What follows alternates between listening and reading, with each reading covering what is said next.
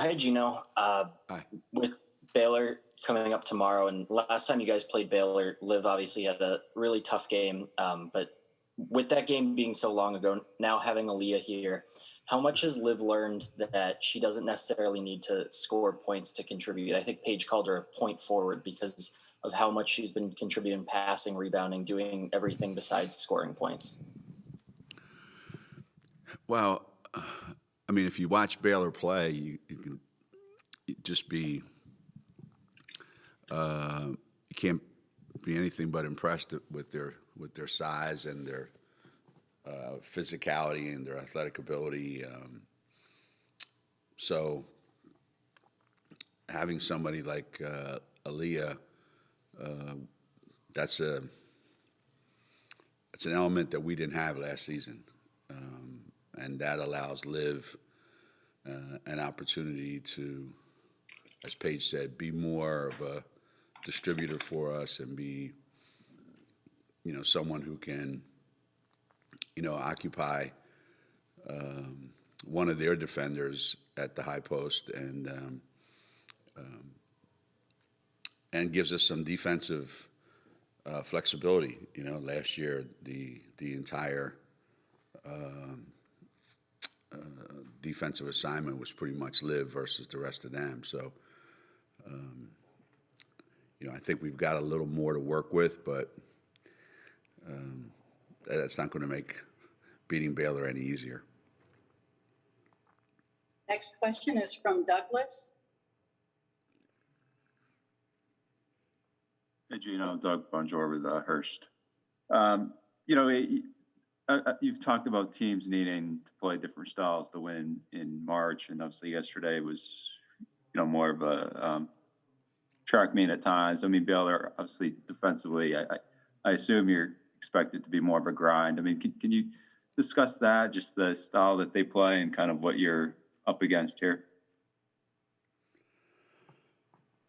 Well, I think watching Baylor play, throughout the season, I don't think they have just one style. I think they can play half court, as you saw yesterday. They can get out in transition. They certainly have the athletic ability in the backcourt to be able to play as fast as they want to play. I think the game yesterday just, turned into that kind of a game. I think for us, tomorrow we have to be prepared for whatever comes. If it's a fast-paced game, then we have to be able to, to function in that kind of a game. And if it's a half-court game, we have to be able to execute in that kind of a game. And, I think at this time of the year, you've got to be able to adapt to whatever the game calls for. Next question is from Patrick. Hi, Coach. Pat Eatonrob with the Associated Press. I know you have tremendous respect for what Kim has built and been able to sustain at Baylor. I've noticed there seem to be similar formulas here. Defense first. Both teams seem to have a star player, but a lot of other pieces who could take over at any given game. Do you see those kind of similarities? And what do you see in the formula that they've built for success? I think you're right. Every team that competes for a championship and actually has won a championship has pretty much used that formula if they want to come back. Now, if you're only trying to do it once and you're trying to give it, one shot at it, then maybe you don't have to do it this way. But I think if you want to be that kind of program that has a chance each year to put yourself in that situation, then that's how you have to do it. You have to recruit really good players, which they do. You have to play great defense, which they do. You have to be able to have players that can carry you individually at times, which they do. And you've got to be, tournament tough. You know, some teams are great during the regular season, and they're not so great in the tournament. So they they have all those things, and that's why every year they're in the conversation, they're in the mix when it comes to national championship. And I think it's played out as you've seen. I think they were underseeded. You know, explain to me how they're a number 2 seed.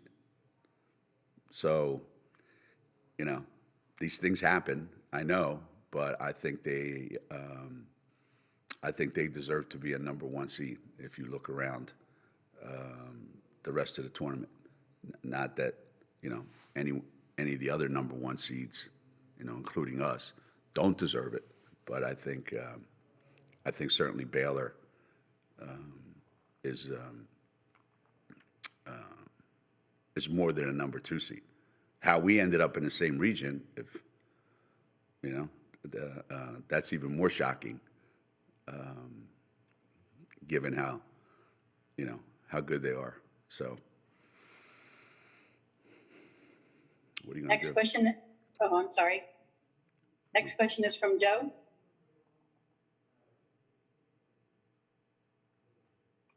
Geno, good morning. Joe's on Channel 3 in Hartford. Morning. Good morning. Is Kristen Williams at a point now where you might spend less time coaching her, or because she seems to embrace it now, even more time coaching her? Well, I've not stopped coaching Kristen Williams since the day she got to Connecticut. You know, you coach everybody the entire time they're at your school. It's just that sometimes players know exactly what it is that you're trying to coach them into, and embrace it, and sometimes they don't, and sometimes it takes a little bit longer than others. Sometimes they're inconsistent, and sometimes it takes a while for them to become consistent. You know, I'll venture to say coaching somebody like Nafisa is just as much of a challenge, even though there was never a time when you felt like she was inconsistent. But you don't stop coaching. And, you know, Kristen Williams has benefited from all the coaching that she's gotten at Connecticut the entire time that she's been there. So Kristen Williams is not the first player I've ever said is uncoachable, and she certainly won't be the last. Next question is from Nancy. Nancy Armour, USA Today Sports. Hey, Geno, Arizona's in the Elite Eight for the first time ever, and Adi's only in her 4th year. How important is it to have some of these, you know, younger, newer coaches emerge, and what do you see as the relevance or the importance of them kind of, you know, emerging as personalities or voices in women's basketball? Well, I think it's crucial. I really do. I think it goes to show you the mistakes that are made so many times in hiring, and the incredible mistakes that really good schools make in hiring. And then when they finally get it right, how good they really are. Because when you take a great school like Arizona with great facilities and in an area where you can get players, for them not to be successful is just an incredible number of mistakes along the way in who they hire. So when you finally get it right, you look around and you go, wow, where'd that come from? Isn't this great? You know, well, you know, you take someone like Adia, who she was a great player there. As a matter of fact, I think the last time they were probably in that situation was I remember playing them in in Dayton in the Sweet 16 when she played, when Adia played. So I'm not surprised at her success, and I'm not surprised that Arizona is where they are. And coaches like Adia and Terry at Indiana, when you get it right, when you get the right coach at the right place that has the right stuff for that school, but you got to do your homework. You can't just go out there and go, you know what? This kid has a great reputation from a great place, they fit a certain, mold that we're looking for. So let's just hire them. I could give you a list of schools right now that would completely shock you. And most of America doesn't want to hear it, that have gotten it wrong for the last 15 years. And now have finally gotten it right and are having unbelievable success. So yeah, the more success stories like Adia and Terry, just to name two, the more success stories like that, the better, women's college basketball is. Next question is from Mike.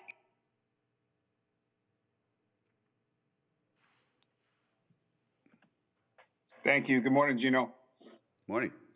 To follow up on Pat's question about Kim, what really impresses you the most about the job she's done over the years, from program building to the way she coaches to her outgoing personality? What has she meant to the sport all these years? I think Kim the coach is an extension of Kim the player.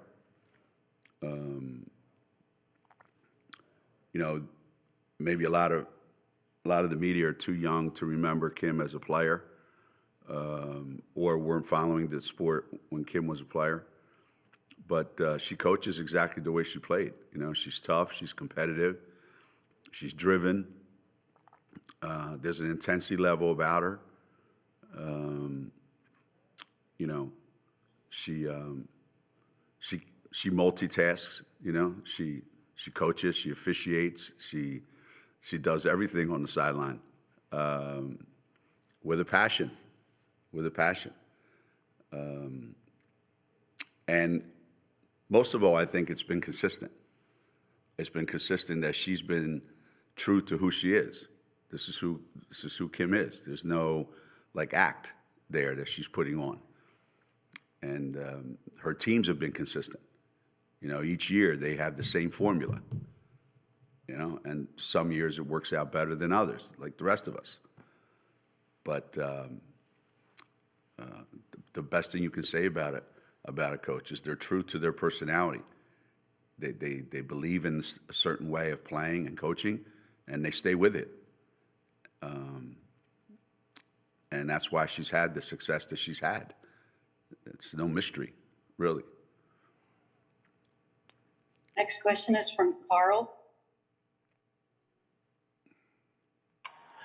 Geno, two-part question. What are your impressions of Dee Richards on the defensive end? And second, to follow up on coaches, schools getting it right, why do you think Wisconsin made a good choice with Marissa?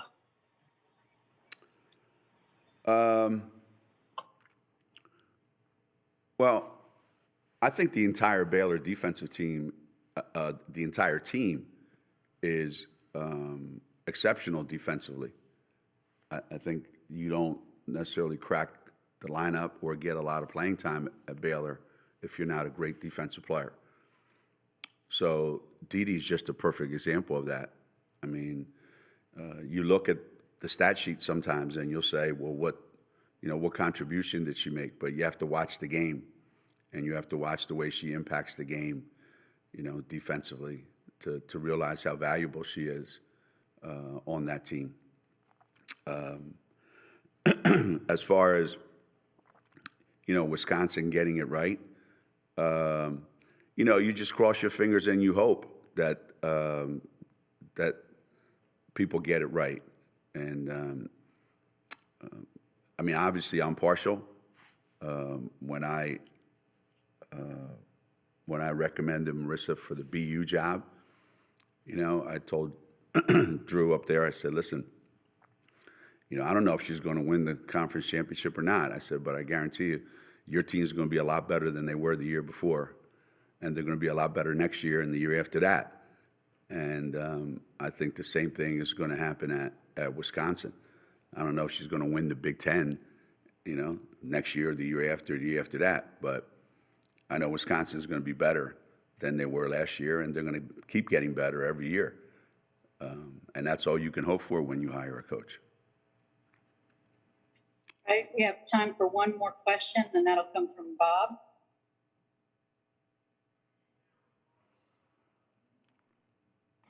Hey, Geno, Bob Joyce from the UConn Sports Network.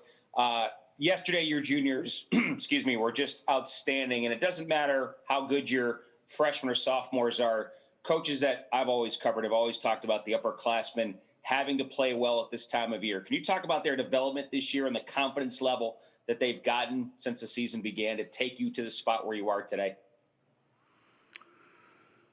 Well, at some point, you're going to need that.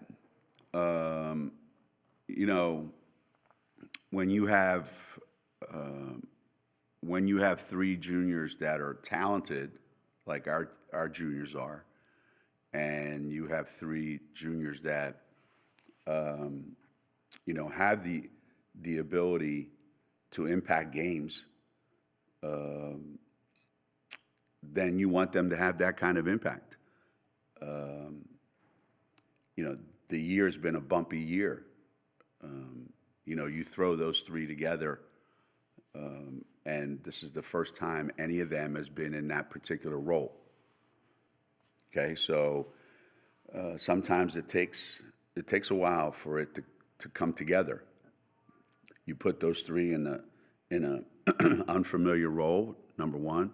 You put them out there with six freshmen, number two. And all of a sudden, in the beginning of the season, in the middle of the season, there's a lot on their shoulders. It's a lot to manage. It's a lot to handle. And especially when you're trying to get your own house in order, and now you're also trying to figure out how to lead and how to be go-to players, and then, and I think the one thing they've dealt the best with has been all the attention on Paige. It's been made out that we're a team of Paige Beckers and a bunch of other guys. And, I think they've dealt with that magnificently, and not allowing that to be, the story, and they've, since the NCAA tournament started, they have done an incredible job of being, who they are supposed to be. I talk all the time about, when you're playing in this tournament, you can't be better than you are. That's not possible. All of a sudden, you're not going to be a lot better than you've ever been. Because at some point, you would have been that already. So you're just going to have to be as good as you are. And the three of them yesterday were in their own way. Don't get me wrong. It's not always points. It's rebounds or assists.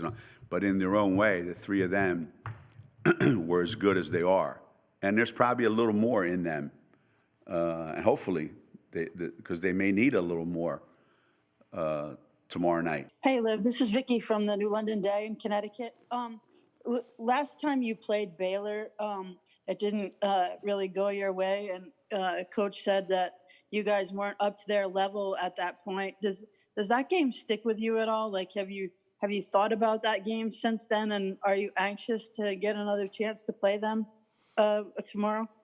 I haven't really thought about that game really until now, but we're just excited to be able to play tomorrow, and I think it's going to be a really good matchup, and I think overall we're just looking forward to it.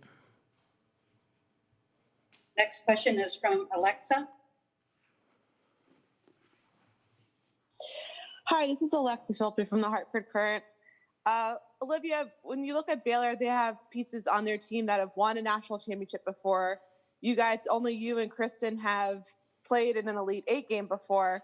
how do you think you guys can, I don't want to say like counter that experience, but still play with, the knowledge that at least you and Kristen have been here before, and you're not going to let maybe Baylor's experience or edge and experience kind of let them kind of run away with the game or anything like that? Yeah, I mean, I think that experience does help, but the majority of our team is pretty young and or hasn't, been through the tournament like that. So, we did have that experience 2 years ago, but I think, moving forward with this specific team now, it's just completely different. And I think that each game we're kind of learning something new about ourselves, and everybody's kind of just taking it one game at a time. Next question is from Pepper.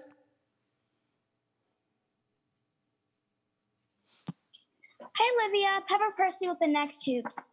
I know every team develops their own identity, but what do you think the identity is for this team right now? I think our identity has really come from the defensive end, especially now. In the beginning of the season, that was something that we really struggled with. But, since I believe our Arkansas loss, that's something that we really kind of had to make strides to get better at. And so, kind of with our defensive identity, tying that into just kind of executing the offensive end and getting better at that. But I think especially on the defensive end, I think that really kind of ties into our identity right now. Thank you. Good luck in the Elite Eight. Thank you. Next question is from Daniel. Hi, Liv. Daniel Connolly from the UConn blog. How much have you learned over your career that scoring isn't the most important and that you can contribute in other ways, especially against Iowa? I think you only had 5 points, but 11 rebounds, a lot of assists. How have you learned to not just treat scoring as the most important aspect in your game? Yeah, I try and take it as, if one thing's not working that night or, going as, quote unquote plan, then just try and make an impact in another way. I think it's as simple as that. And so, a lot of my teammates had great nights yesterday. They were able to play well, play their game, and, contribute in that way. But just trying to find a way that I can just help my team and impact the game in a different way if scoring is not, the first option. Next question is from Patrick. Hi, Liv. First, I want to say that I want to be able someday to formulate questions like Pepper. She's great. Hey, can you talk about Aaliyah and what she has meant and what she might mean when you're facing someone like Alyssa Smith down low, and how that has added to what you guys can do, having her play so well? I think she missed maybe 4 shots this tournament. Yeah, that's an incredible stat to have, and she's been playing great this tournament. She's really stepped up, and I think her confidence is at an all-time high right now. And going into the game tomorrow, I mean, she's tough, she's physical, and she's going to bring that every game that she plays. And so I'm really excited to see how she's going to do tomorrow.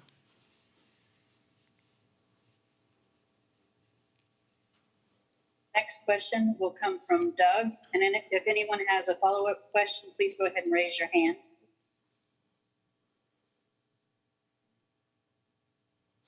Hey, Olivia, Doug Bonjour with Hearst Connecticut Media. There's obviously been a lot of talk about the juniors and kind of how they've evolved. What about yourself since, it's been a year since you last played Baylor? I know a lot has changed with you. Just kind of how much do you feel like your game has grown since then? And just, where are you now as a player in terms of, your career arc? I feel like it was just two completely different teams, two completely different players in that sense. I think, it's not just specifically like one individual person, how they changed, but really as a team. And I think our team's really in a good place right now, especially going into tomorrow. And so I think we, shown that, especially since our loss against Arkansas, just trying to get better and improve at the little things so that we can be ready for games like this in the tournament.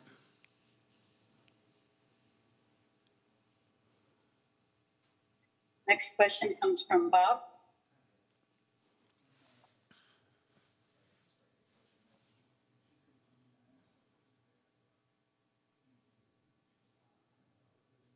Bob, if you have a question, you need to unmute. Sorry about that. Hey, Liv, Bob Joyce from the UConn Sports Network. You had 30 assists as a team yesterday. You had 7. You and the team just passing the ball extremely well. When did it click to find out for you as a player you could do more than just score to be effective? And yesterday was exhibit A of that with the rebounds and the assists you had yesterday. Going off of the assists, I think that's really a testament to how we play or start to play team ball as best as we can. And it also goes to show, even when we are passing, people are making those shots, they're hitting that and just really executing our offense all together. So I think that's really, really exciting to see, especially with our team and the improvements we made in that area. And we're just trying to make that continue. Next question is from Patrick.